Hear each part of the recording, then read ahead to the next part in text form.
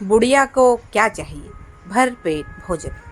एक असहाय विधवा और धूर्त भतीजे की मार्मिक कथा। कहानी है एक बुढ़िया महिला की, जिसका नाम किसी को नहीं पता। उसके पति को स्वर्ग सिधारे काफी समय हो चुका था। बेटे जवान हो होकर चल बसे थे। अब एक भतीजे के अलावा और कोई नहीं था। इसी भतीजे के नाम पर उन्होंने अपनी सारी दौलत जायदाद लिख दी थी। दौलत जायदाद अपने नाम पर लिखाते समय इस भतीजे ने अपनी काकी से बड़े बड़े वादे किए थे, किंतु दौलत हाथ आ जाने के बाद उस दुष्ट ने काकी को दाने दाने को तरसा दिया था। वक्त के साथ यह काकी सिर्फ अपने भतीजे की ही नहीं, पूरे गांव की काकी हो गई थी और पूरा गांव उसे बूढ़ी काकी कहता था। बुढ़ापा भी बचपन का ही पुनरागमन हुआ करता है।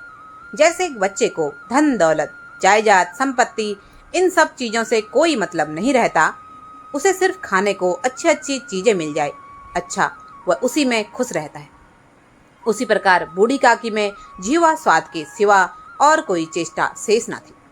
न सिर्फ खाने पीने के मामले में, बल्कि अपने कष्टों की ओर ध्यान आकर्षित करने के लिए भी बच्चों की तरह रोने के अतिरिक्त कोई दूसरा उपाय उनके पास नहीं था। घोर बुढ़ापे के कारण समस्त इंद्रियां, आंखें, हाथ और पैर जवाब दे चुके थे।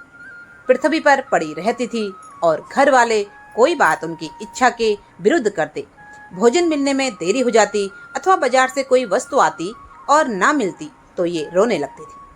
उनका रोना सिसकना साधारण रोना न था, वे गला फाड़ फाड़ कर रोती थी। जब भी बूढ़ी काकी किसी भले मानुस के साथ बैठ जाती तो हमेशा अपने दुखों का और अपने भतीजे के अत्याचारों का राग अपनाने लगती।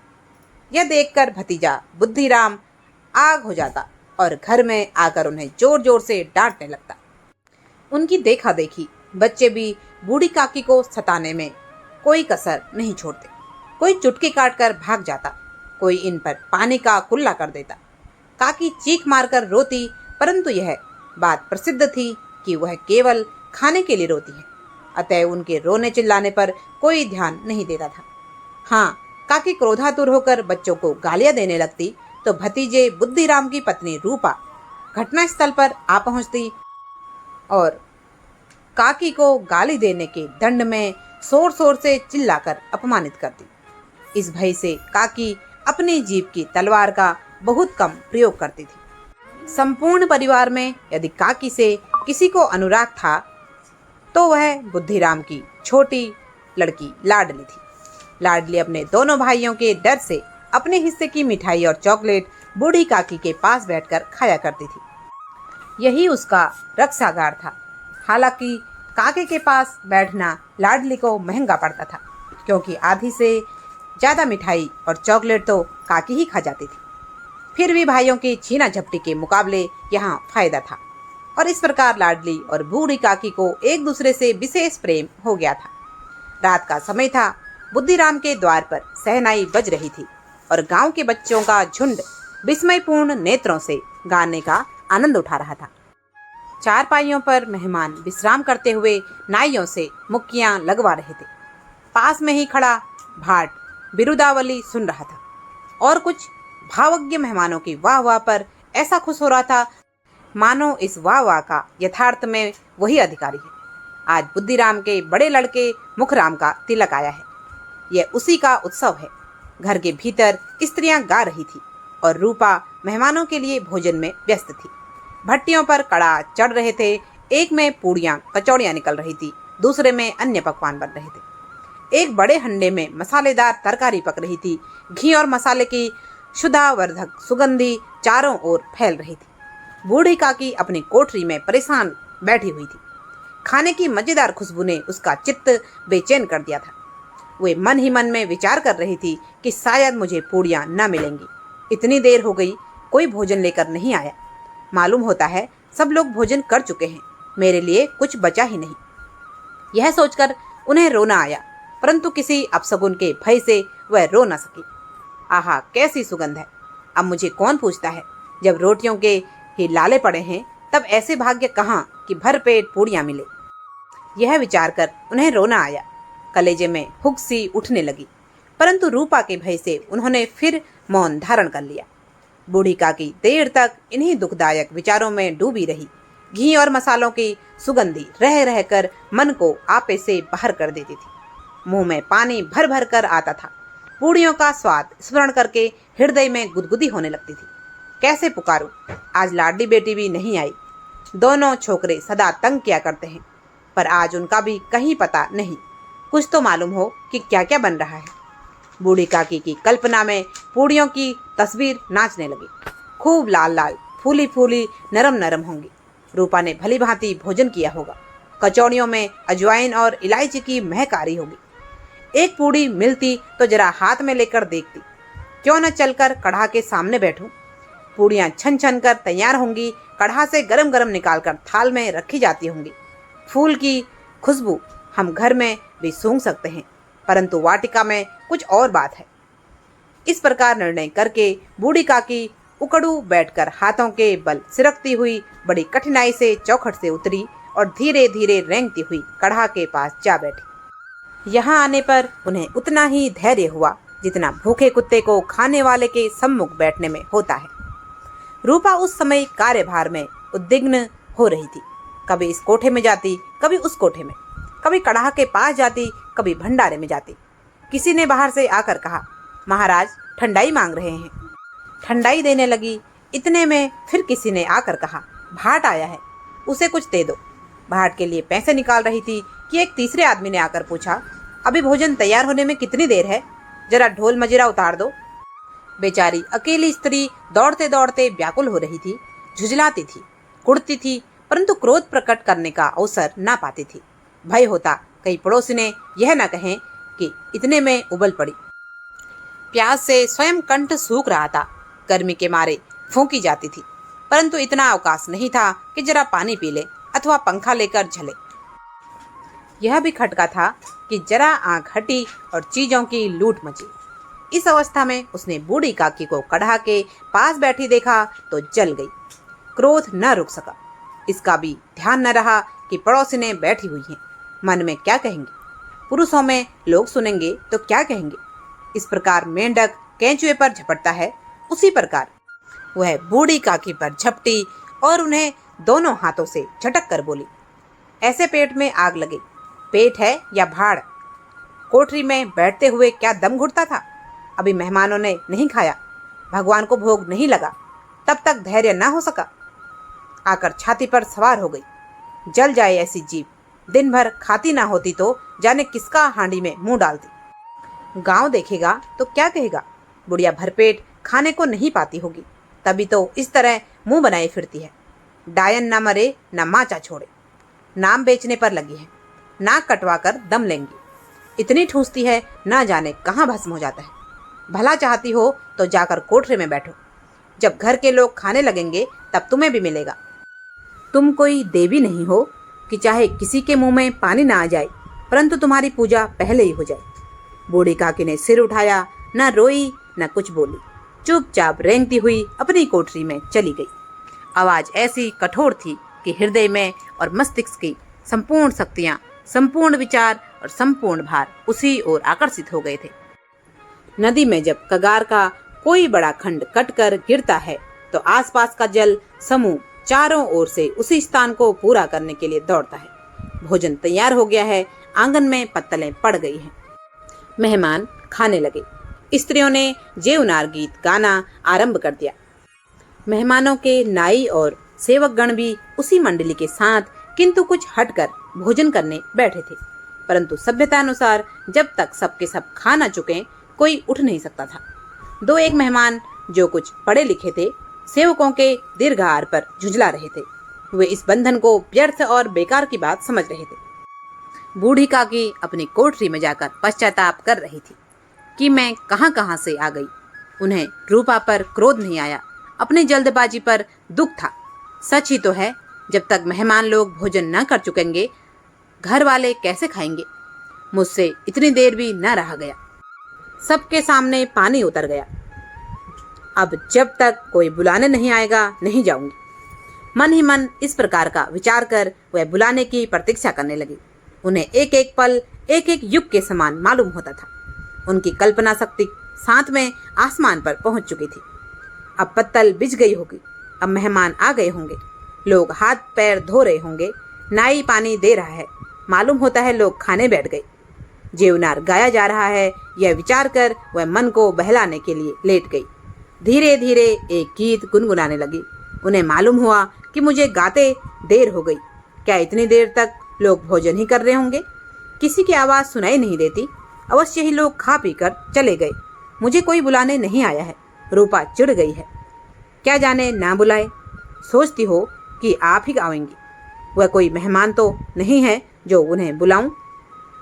बूढ़ी काकी चलने को तैयार हुई, यह विश्वास कि 1 मिनट में पूड़ियाँ और मसालेदार तरकारियाँ सामने आएंगी। उनकी स्वादेंद्रियों को गुदगुदाने लगा। उन्होंने मन में तरह तरह के मंसूबे बांधे। पहले तरकारी से पूड़ियाँ खाऊंगी, फिर दही और शक्कर से। कचौड़ियाँ रायते के साथ मज़ेदार लगेंगी। चाहे कोई बुरा माने या भला, मैं तो मांग मांग कर खाऊंगी। यह ना लोग कहेंगे कि इन्हें विचार नहीं।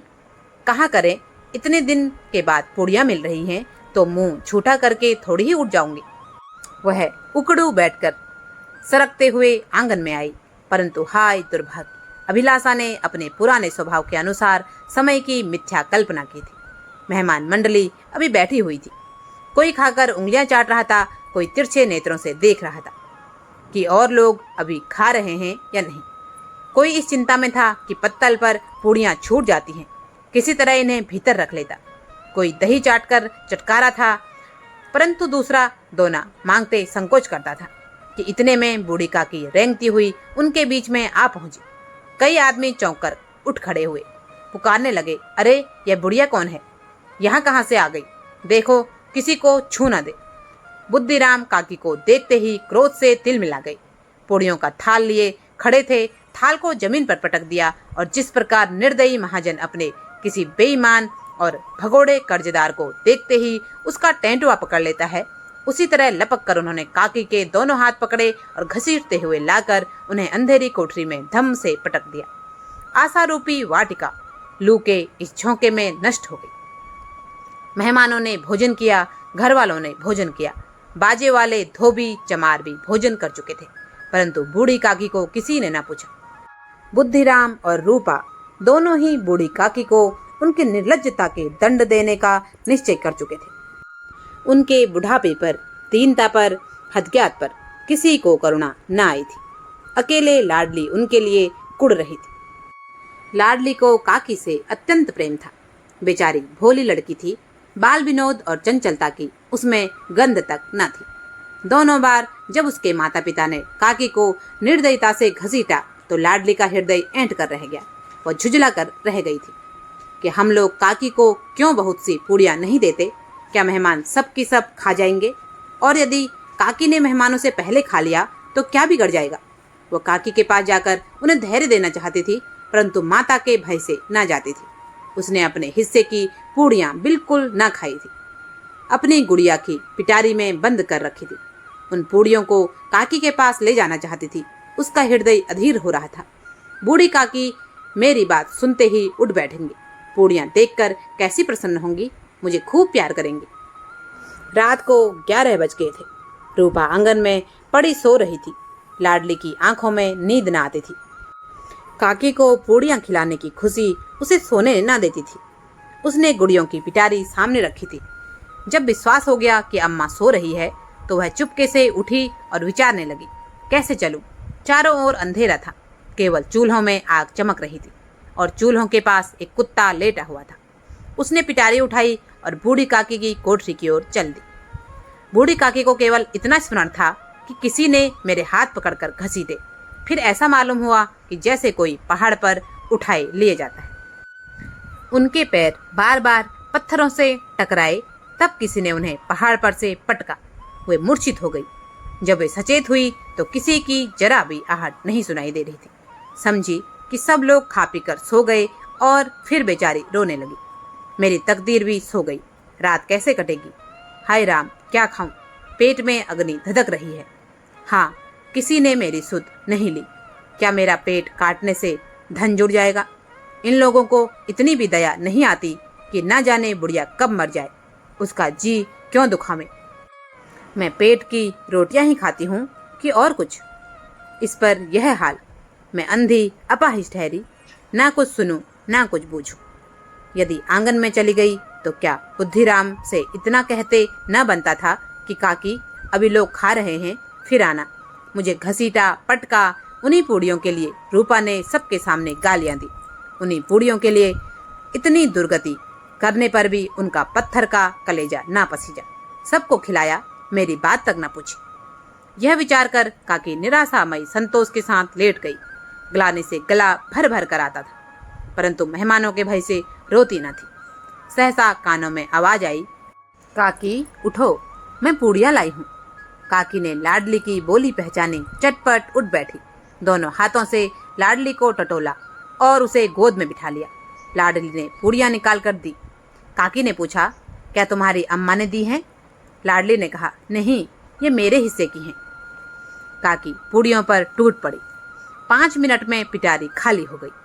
लाडली ने पूछा, पेट भर गया? जैसे थोड़ी सी वर्षा ठंडक के साथ पर और भी गर्मी पैदा कर देती है, वैसे ही इन थोड़ी पूड़ियों ने काकी की भूख और इच्छा को और उत्तेजित कर दिया था। बोली, नहीं बेटी, जाकर अम्मा से और मांग लाओ। लाडली ने कहा, अम्मा सोती हैं, जगाऊंगी तो मारेंगी। काकी ने पिटारी को फिर टटोला। उसमें कुछ खुरचन गिरी थी, बार बार होंठों से चाटती थी, चटकारे भरती थी। हृदय मसोज रहा था कि और पूड़ियां कैसे पाऊं। संतोष का पुल जब टूट जाता है तब इच्छा का बहाव अपरिमित हो जाता है। काकी का अधीर मन इच्छाओं के प्रबल बहाव में बह गया। उचित और अनुचित का विचार जाता रहा। वे कुछ देर तक उसी इच्छा को रोकती रही। सहसा लाडली से बोली, मेरा हाथ पकड़कर वहां ले चलो जहां मेहमानों ने बैठकर भोजन किया है। लाडली उनका अभिप्राय समझ न सकी। उसने काकी का हाथ पकड़ा और ले जाकर झूठे पत्तलों के पास बिठा दिया। दीनहीन, भूख से व्याकुल, हतज्ञान बुढ़िया पत्तलों से पूड़ियों के टुकड़े चुन चुन कर भक्षण करने लगी। ओ, दही कितना स्वादिष्ट था, कचौड़ियाँ कितनी सलोनी, खस्ता कितने सुकोमल। काकी बुद्धिहीन होते हुए भी इतना जानती थी कि मैं वह काम कर रही हूँ जो मुझे कदापि नहीं करना चाहिए। मैं दूसरों की झूठी पत्तल चाट रही हूँ। परंतु बुढ़ापा तृष्णा रोग का अंतिम समय है, जब संपूर्ण इच्छाएं एक ही केंद्र पर आ लगती हैं। बूढ़ी काकी में यह केंद्र उनकी स्वाद इंद्रिय थी। ठीक उसी समय रूपा की आंख खुली। उन्हें मालूम हुआ कि लाडली मेरे पास नहीं है। वह चौंकी, चारपाई से इधर उधर ताकने लगी कि कहीं नीचे तो नहीं गिर गई। उसे वहां न पाकर वह उठी तो क्या देखती है कि लाडली जूठे पत्तलों के पास चुपचाप खड़ी है और बूढ़ी काकी पत्तलों पर से पूड़ियों के टुकड़े उठा उठा कर खा रही है। रूपा का हृदय सन्न हो गया। किसी गाय की गर्दन पर छुरी चलते देखकर जो अवस्था उसकी होती है, वही उस समय हुई। एक ब्राह्मणी दूसरों की झूठी पत्तल टटोले, इससे अधिक शोकमय दृश्य असंभव था। पूड़ियों के कुछ ग्रासों के लिए उसकी चचेरी सास ऐसा निष्कृष्ट कर्म कर रही है। यह वह दृश्य था जिसे देखकर देखने वाले के हृदय कांप उठते हैं। ऐसा प्रतीत होता मानो जमीन रुक गई, आसमान चक्कर खा रहा है, संसार पर कोई आपत्ति आने वाली है। रूपा को क्रोध नहीं आया। शोक के सामने क्रोध कहाँ? करुणा और भय से उसकी आंखें भर आई। इस अधर्म का भागी कौन है? उसने सच्चे हृदय से गगन मंडली की ओर हाथ उठाकर कहा, हे परमात्मा, मेरे बच्चों पर दया करो। इस अधर्म का दंड मुझे मत दो, नहीं तो मेरा सत्यानाश हो जाएगा। रूपा को अपनी स्वार्थपरता और अन्याय इस प्रकार प्रत्यक्ष रूप में कभी न दिख पा रहे थे। वह सोचने लगी, हाय कितनी निर्दयी हूँ। जिसकी संपत्ति से मुझे 200 रुपया महीना की आय हो रही है, उसकी यह दुर्गति और मेरे कारण। हे दयामय भगवान, मुझसे बड़ी भारी चूक हुई है, मुझे क्षमा करो। आज मेरे बेटे का तिलक था। सैकड़ों मनुष्यों ने भोजन पाया। मैं उनके इशारे की दासी बनी थी। अपने नाम के लिए सैकड़ों रुपए बहा दिए, परंतु जिसकी बदौलत हजारों रुपए खाए, उसे इस उत्सव में भरपेट भोजन न दे सकी।